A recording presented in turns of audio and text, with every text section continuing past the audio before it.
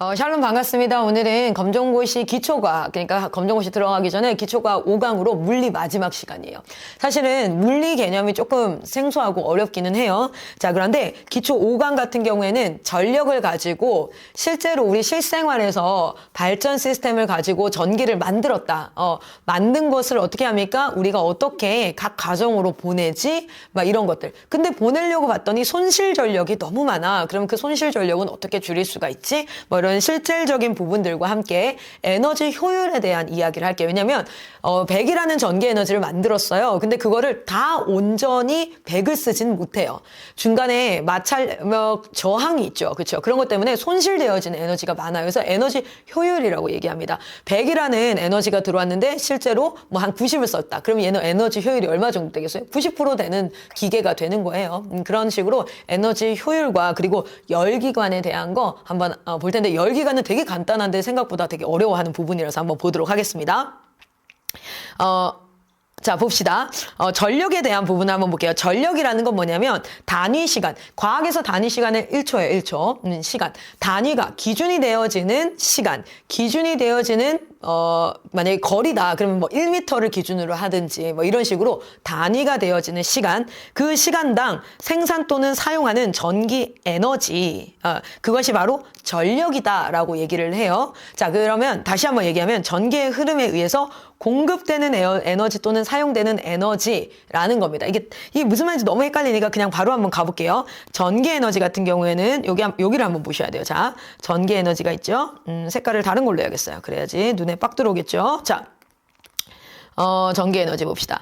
전기 에너지가 높다. 전기 에너지가 높다. 전기 에너지가 높다라는 건 무슨 뜻이냐면 전압이 높다. 전류가 높다. 시간이 뭐 이렇게 많다. 시간을 오랫동안 쓸 수 있다라는 거. 다시 한번 이게 무슨 말이냐면 전기 에너지는 전압 곱하기 전류 곱하기 시간이 전기 에너지다라는 겁니다. 이걸 한번 이거는 외워야겠죠. 전기 에너지는 전압은 220V 이렇게 얘기하죠. 110V 이렇게 얘기하죠. 자, 그러면은 볼트 개념이에요. 전압 곱하기 전류는 암페어입니다. 암페어. 여러분 저항할 때 봤을 거예요. 암페어. 자, 그리고 시간은 초입니다. 시간. 그래서 전압이 높으면 전기 에너지가 높은 거예요.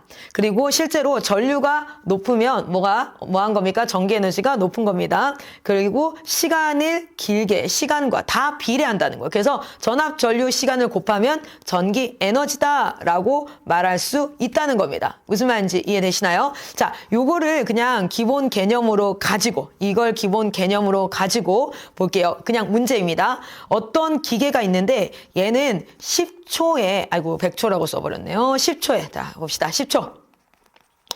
자, 10초에 100줄의 100줄을 사용합니다. 그렇죠? 100줄의 운동량을 이거를 사용하는 거예요. 그리고 어떤 물건은 2초에 180줄을 사용하는 거예요. 자, 그러면 어떤 전기 제품이 전기 에너지를 더 많이 사용하는 걸까요? 라고 했을 때 시간이 다르니까 마치 공통 분모를 만드는 것처럼 시간을 같이 해봐 줄게요. 그러면 10초에는 얼마를 쓰는 겁니까? 10줄을 쓰는 거겠죠. 자, 그러면은 1초에는 얘는 1초에는 얼마를 쓰는 겁니까? 반이니까 40줄을 쓰는 거겠죠. 자, 그러면 누가 더 많은 전기 에너지를 쓰고 있는 거예요? B가 더 많은 전기 에너지를 쓰고 있다라고 봐도 무방하겠지요. 자, 그러면 이거를 한번 기본 개념으로 봤을 때 실제로 전기 에너지는 잘 보면은 아까 전기 에너지는 뭐예요? 시간당 얼마를 쓰느냐라는 거죠. 지금 우리가 계산할 때 봐봐요. 1초에 100줄을 쓴다. 그쵸? 여기 보세요. 10초에 100줄을 쓴다면 1초에는 10줄을 쓰는구나 라고 보여지는 거죠. 그쵸? 2초에 80줄을 쓴다면 1초에는 40줄을 쓰는구나. 이게 바로 뭡니까? 100을 무엇으로 나눴어요? 10이라는 시간으로 나눈 거죠. 그쵸? 자, 전기 에너지 100줄을 시간으로 나눴어요. 이것이 바로 뭐냐면 실제 공급되거나 사용되고 있는 에너지, 전력입니다. 전력. 자, 그러면 전력이라는 거는 시간분의 전기 에너지구나. 전력이라는 거는 시간분의 전기 에너지로 계산을 할 수 있겠구나. 여기까지 이해되시나요? 자, 그러면 이 시간분의 전기 에너지인데 아까 전기 에너지는 얼마라고 얘기했어요? 전압 곱하기 전류 곱하기 시간이다. 자, 그럼 얘를 시간 있으니까 약분을 해버리면 전력을 구할 때는 뭐예요? 전압 곱하기 전류를 하면 되는구나. 이 전압 곱하기 전류를 하면 전력이 되는구나. 그 전기의 힘, 전기의 에너지. 여기까지 이해가 되시나요? 다시 한번. 한번 볼게요. 제가 이 예화를 왜 가지고 왔냐면, 실제로 전기 에너지가 10초에, 어떤 물건은 10초에 몇 주를 100주를 쓴다 그랬어요. 어떤 애는 2초에 80주를 쓴다 그랬어요. 자, 그러면 얘네 둘을 비교했을 때 누가 전기 에너지를 더 많이 사용하고 있냐라고 봤을 때는 누구라고요? 여기 이 아이가 1초에 얼마? 40주를 쓰고 있다. 이거 다 어떻게 계산했죠? 시간분의 무엇으로 했습니까? 전기 에너지를 했단 말이에요. 전기 에너지. 그렇죠? 자, 이렇게 했을 때 1초당 단위 시간당 얼마의 전기 에너지를 쓰는지가 나왔어요. 자, 이 전기 에너지를 실제로 시간당 얼마나 쓰느냐. 아까 보세요. 여기 전력이 뭐라고요? 단위 시간당 생산 또는 사용하는 전기 에너지를 뭐라고 한다고요? 전력이다. 우리가 구한 게 뭐예요? 전력이에요. 전력은 시간당 전기 에너지입니다. 자, 그런데 이렇게 구할 수 있지만 전기 에너지는 전압 곱하기 전류 곱하기 시간이니까 시간을 약분하고 나면 어떻게 되는 겁니까? 전력은 또한 전압 곱하기 전류로 계산을 할 수 있다라는 거예요. 자, 그래서 실제로 저랑 검정고시 수업에 들어가면 요거를 구하는 것들이 나올 겁니다. 그래서 아주 간단하게 나와요. 계산도 아주 쉽게. 검정고시는 막 엄청 어렵게 나오지 않습니다. 그래서 실제 핵심 강의가 들어가면 이 식들을 하나하나 외울 거예요. VT 뭡니까? 자유낙하할 때의 속도는 어떻게 구합니까? 중력 곱하기 시간이다. 이거 우리가 실제로 설명만 했지 안 외웠죠? 그래서 쭉 외울 겁니다. 그래서 운동량은 뭐다? 질량 곱하기 속도이다. 뭐 이런 것들을 쭉 외울 거예요. 그리고 나서 아주 간단하게 대입만 하면 문제를 풀 수 있는 그런 문제들로 과학에서 나올 거니까 염려하지 않으셔도 됩니다. 그래서 1초당 단위 시간당 뭐 한 거예요? 사용했던 전기 에너지를 계산하니까 전력이었어요. 그렇죠? 그런데 그 전기 에너지는 무엇이라고요? 전압 곱하기 전류 곱하기 시간이다라는 걸 제가 알려드렸어요. 그래서 시간이 약분되어지고 나서 전력은 전압 곱하기 전류로도 구할 수 있다라는 겁니다. 자, 그러면 우리가 꼭 알아두어야 할 것 중에 하나가 있어요. 그건 뭐냐면 손실 전력을 줄이자라는 건데 이게 무슨 말이냐면 자, 발전기 시스템을 가지고 어디에서 전기를 만드는 한전에서 한국전력공사라고 얘기하죠. 한전에서 전기를 만드는 곳에서 실제로 전기를 어디로 보내야 될까요? 사용하고 있는 사용처로, 그러니까 각 가정으로 막 보내야 되지 않겠습니까? 그러면은 이것을 보낼 때 요 거리가 지금 눈에는 짧지만 굉장히 길어요. 그러다 보니까 어떤 게 발생하냐면 전력들이 손실이 되어집니다. 가다가 실제로 전기 에너지가 가다가 손실이 되어져서 여기서는 100을 보냈는데 여기서는 40밖에 남지 않기도 하고 거리가 너무 길면 조금 가까우면 60이 남고 이런 식으로 너무 손실되어지는 전력이 많기 때문에 실제로 전기 그 한전이나 이런 곳에서는 무엇을 해야 할까요? 손실 전력을 어떻게 줄일 수 있을까라는 것들을 좀 고민을 한단 말이에요. 자, 손실 전력을 줄이는 건 두 가지 방법이 있어요. 하나는 뭐예요? 저항을 줄이는 겁니다. 그러니까 전기가 이렇게 통과해서 가야 되는데 여러분 여기가 막 우둘투둘하고 막 이렇게 해서 저항이 많아요. 그러면은 얘를 뚫고 지나가는데도 에너지를 써야 되잖아요. 그러니까 손실 전력이 많이 생기는 거야. 그러면 저항을 줄이려면은 뭘 써야 되냐면 전선을 전기가 가는 길을 저항이 적은 물체로 만들면 돼요. 저항이 적은 물체가 대표적인 뭐가 있냐면 금, 은 이런 엄청 저항이 적어요. 근데 금으로 전선을 다 깐다. 말이 됩니까? 은으로 전선을 다 깐다. 세상에 그러면은 밤마다 전선 도둑들이 날아다닐 거예요. 그래서 그거는 불가하다. 아니면 길이를 줄이면 되죠. 자, 봅시다. 얘가 짧게 갈 때랑 길게 갈 때 저항이 누가 크겠어요? 당연히 길게 갈 때가 크게 지금은 줄여야 돼. 그러면 다 어떻게 되면 발전기 바로 옆에 살아야 돼요. 발전기 옆에서 바로 살면은 만약에 원자력 발전기 바로 옆에서 살잖아요. 그러면 이거 진짜 방사성도 그 장난 아닐 거야. 다 그렇게 살 수도 없고 집 가까이에다가 발전 시스템을 다 갖다 놓고 살 수도 없고 그래서 저항을 줄이는 것은 실제로 쉽지가 않아요. 그리고 또 저항을 줄이는 방법 중에 하나는 전선을 겁나 두껍게 하면 돼요. 그러면은 저항이 줄어들죠. 전선이 작으면 여기를 통과하는 건 너무 어렵잖아. 저항이 많아. 근데 이만해. 그러면 하죠. 근데 전선이 두꺼우면 얘네가 어떻게 될까요? 그 긴 거리가 축 처지고 무게를 감당할 수가 없어요. 자, 그래서 저항을 줄이는 건 좀 어렵겠다. 최고로 전선 굵기를 굵게 했을 때는 요 정도야 라고 이미 옵티마이즈 돼 있습니다. 그리고 금액을 봤을 때 이 정도 성분의 그 전선으로 해야 돼. 이런 것들도 다 되어져 있고 발전소 가까이에 있지만 발전소의 거리들도 어느 정도 다 옵티마이즈 돼서 이미 정해져 있어요. 자, 그러면 저항을 줄이는 두 번째 방법은 뭐냐면 전류를 줄인다는 거예요. 전류를 줄인다. 자, 전류를 줄인다라는 건 뭐냐면 실제로 전류를 이렇게 얘네가 전압을 높여서 전기를 보내면, 그러니까 빡 보내는 거야.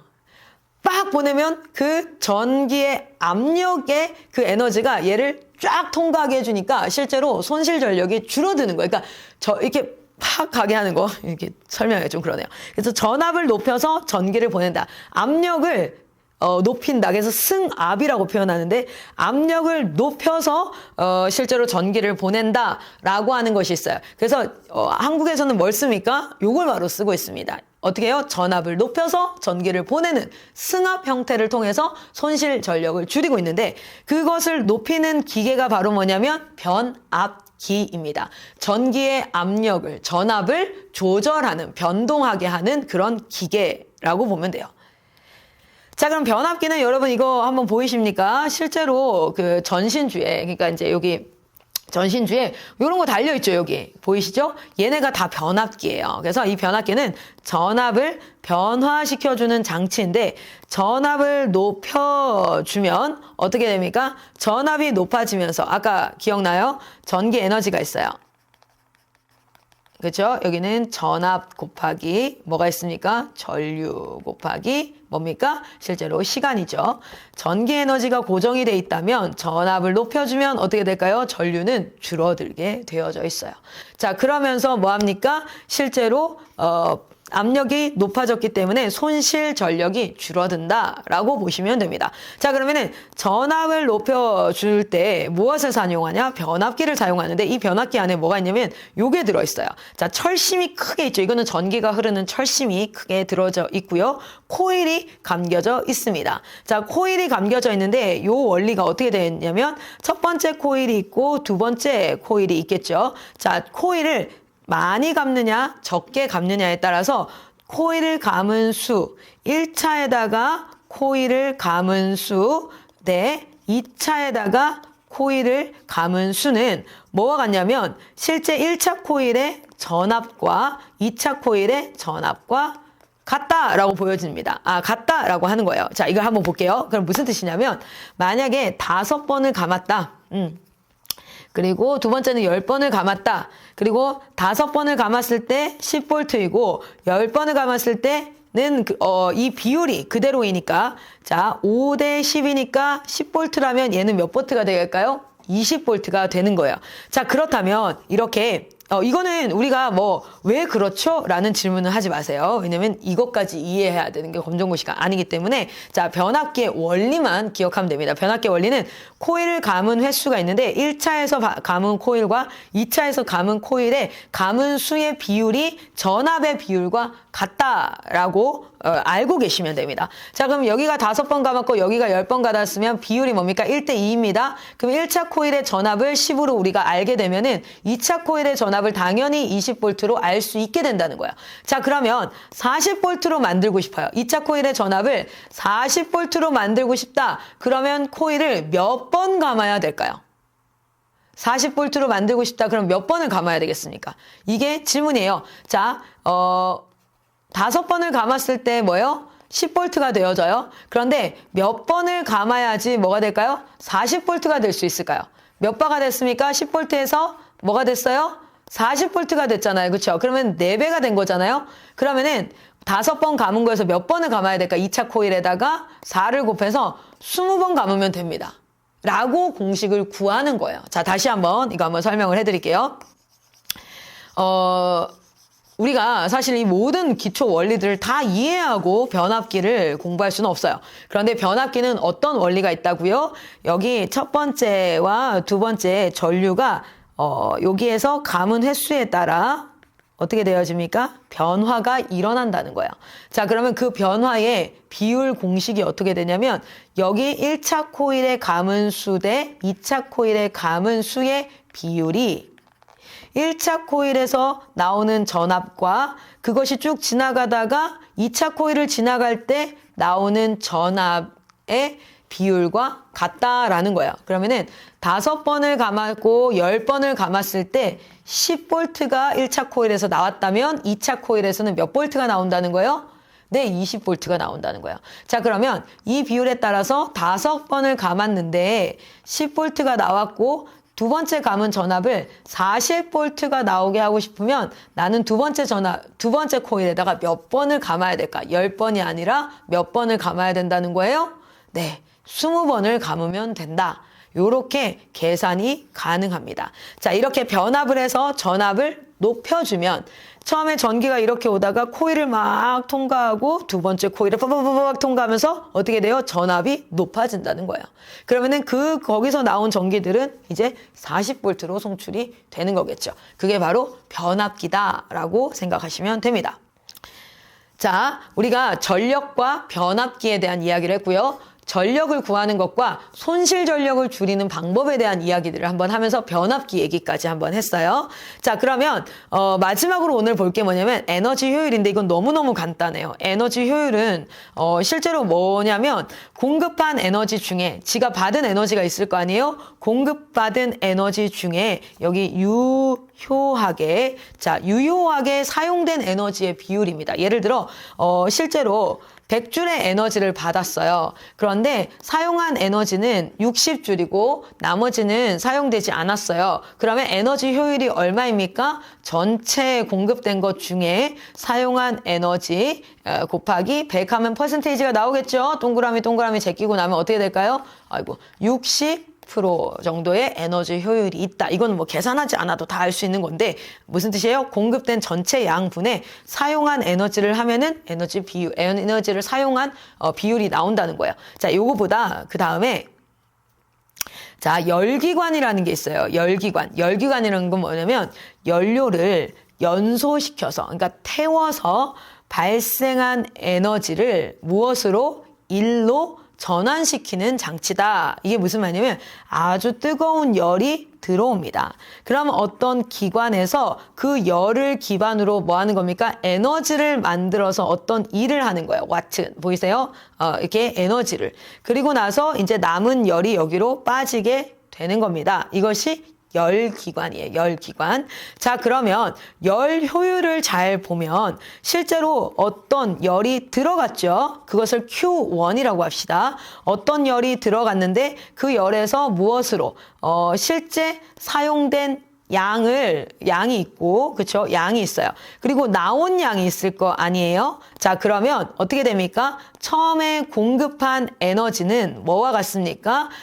나중에 나온 에너지와 실제로 사용되어진 에너지 값과 같다. 그러면 내가 사용한 에너지는 뭐가 됩니까? 실제로 어디에서 뭘 빼야 되는 거예요? 처음에 들어갔던 열 에너지에서 나중에 나온 열 에너지를 빼면 그만큼이다. 이거 너무 쉽죠? 100이 들어갔어. 근데 40이 여기 쓰였어. 남은 건 몇이야? 60이야. 이게 너무 쉬운 얘기예요. 지금 내가 막 이걸 식으로 쓰니까 겁내 어려워 보이는데 그래서 열기관 되게 어려워하는데 그렇지 않고요. 들어간 에너지, 나온 에너지, 사용된 에너지 도합 같아야 돼요. 무슨 말인지 이해되시나요? 자, 그럼 열 효율이라는 것도 결국은 뭐냐면 실제로 공급된 전체 양에서 얼만큼을 썼니? 아까 기억나죠? 에너지 효율. 얼만큼을 썼니? 자, 그러면 보세요. 전체 공급된 열량은 얼마입니까? Q1입니다. Q1. 지금 이게 Q1이에요. 자, 그러면 한 일의 양은 뭡니까? 전체 Q1에서 Q2를 뺀 거예요. Q1에서 Q2를 뺀 거예요.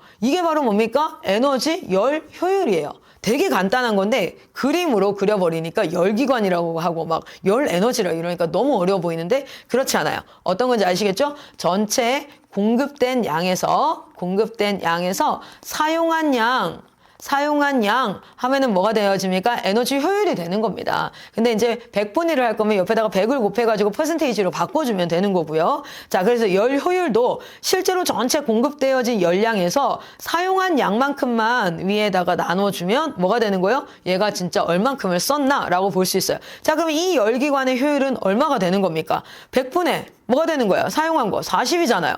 그럼 뭐가 되겠습니까? 0.4%로 얘기하면 얘는 40%가 되는 거예요. 아주 간단하죠? 자, 요렇게 생각하시면 됩니다.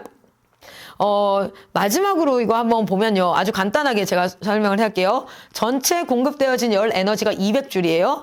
그리고 이제 나온 에너지가 100줄입니다. 그러면은 얼마가 사용됐겠어요? 진짜 너무 말도 안 되는 거죠? 뭐요? 100줄이에요. 자, 그러면 열 효율은 어떻게 됩니까? 전체 공급된 양이 200이에요. 거기에서 얼마만큼을 썼으니까? 100만큼을 썼으니까. 이렇게 다 제끼고 나면 뭐입니까? 0.5. 그러면 이걸 다시 말하면 50%가 에너지 열 효율이 되는 거겠죠. 되게 간단한 건데 이거를 이렇게 그려놓고 Q1 빼기 Q2 분의 Q1 막 이렇게 하니까 이게 무슨 말이야? 막 이렇게 될 수 있어요. 그냥 그림으로만 이해하시면 되겠습니다. 자, 오늘은 여기까지 하고요. 물리까지 끝났습니다. 다음 시간에 2타임을 해가지고 염색체, DNA 뭐 이런 것들 같이 공부하고 나면 기초 강의가 끝나요. 사실은 저는 생물을 제일 잘 가르치는데 생물화학을 제일 잘 가르치는데 지금 초반 강의라 가지고 조금 여러분이 어렵게 느껴질 수도 있고 저도 설명하는데 좀 익숙하지 않는 부분들도 있어요. 그래서 어쨌든 생물 강의 2강까지 마치고 나면 총 기초 강의 7강이 끝날 겁니다. 기초 강의 7강 끝나고 나서 검정고시 핵심 강의가 들어갈 때 검정고시 내용 전반으로 들어갈 때 그때 좀 더 자세하게 이해하는 것으로 하도록 하겠습니다. 오늘 여기까지 할게요. 감사합니다.